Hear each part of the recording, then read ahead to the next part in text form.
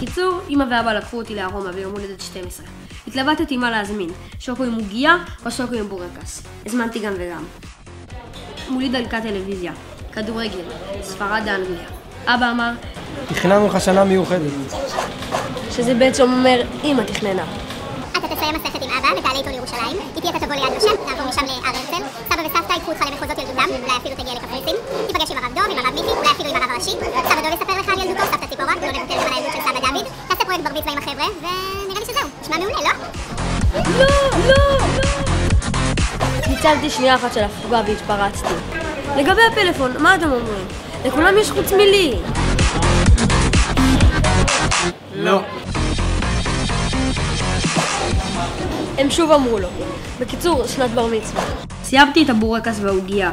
כאבה לי הבטן, כאבה ממש. לקחו אותי לבית חולים. עשו לי ניתוח. שבוע אשפוז. שיחקתי ענב. ישנתי. שוב שיחקתי ענב. ניצלתי הפוגה ושאלתי. לגבי הפלאפון, מה אתם אומרים? אני לא בעניינים. זה נראה לכם הגיוני שחברים שלי שולחים לכם הודעות.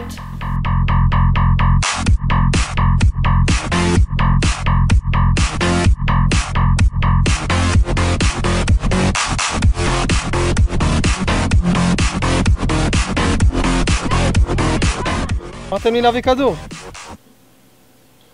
לא. הם שוב אמרו לו. השארתי בבית חולים 2 קילו וחזרתי הביתה. פינקו אותי באוכל טוב. שוב כאבה לי הבטן. כאבה ממש. לקחו אותי לבית חולים. עשו לי ניתוח. שבוע אשפוז. שיחקתי ענב. ישנתי. שוב שיחקתי ענב. ניצלתי הפוגה ושאלתי. לגבי הפלאפון, מה אתם אומרים? תוכלו להתקשר אליי שאני אאסוף את זוהר מהמעון. תוכלו לבקש לסדר את הבית לפני שאתם מגיעים. הם שתקו. שמעתי את המוח שלהם עובד. נלחצתי. אולי עשיתי טעות. לא. הם שוב אמרו לו. נרגעתי. השארתי 6 קילו בבית החולים וחזרתי הביתה. פינקו אותי באוכל טוב. חזרתי לשגרה. השעון מצלצל כל בוקר ב6. ואני מכבה אותו וממשיך לישון. קם כמו בן אדם והולך לטרמפיאדה. ואז שיעורי בית, כדורגל, טניס, כדורסל, גיטרה, בני עקיבא. בקיצור, אני על הסוס. ככה במשך שבועיים רצוף. לילה אחד, העירו אותי באמצע הלילה, הרבה לפני 6, טסים לגואטמלה. טסים לגואטמלה. תנו לי לישון אמרתי, אני אגיע בטרמפים. קמתי כמו בן אדם.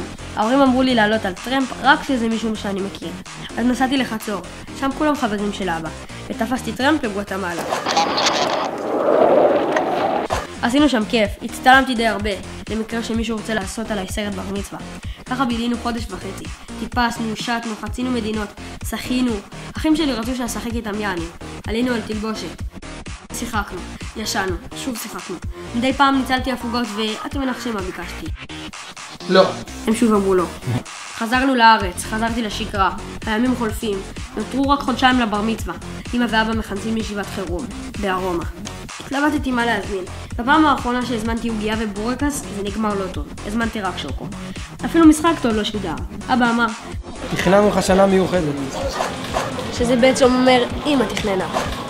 ידעתי שעכשיו אמא תסביר איך לדחוס בזמן הנותר את כל מה שלא עשינו כל השנה. זה לא קרה. אמא רק חייכה ואמרה השנה עברה לנו מהר מדי, ולא הספקנו את רוב מה שתכננו. לא נורא, נעשה את זה בשנת הבת מצווה של הניעם. אמא נשמע עמוק.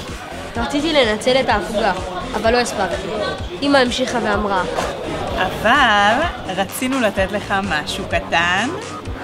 אז אבא הגיש לי אותו. חמוד וקטן. מיד נקשרנו. ומאז החברים שלי שולחים הודעות ישירות אליי. בקיצור, שנת בר מצווה.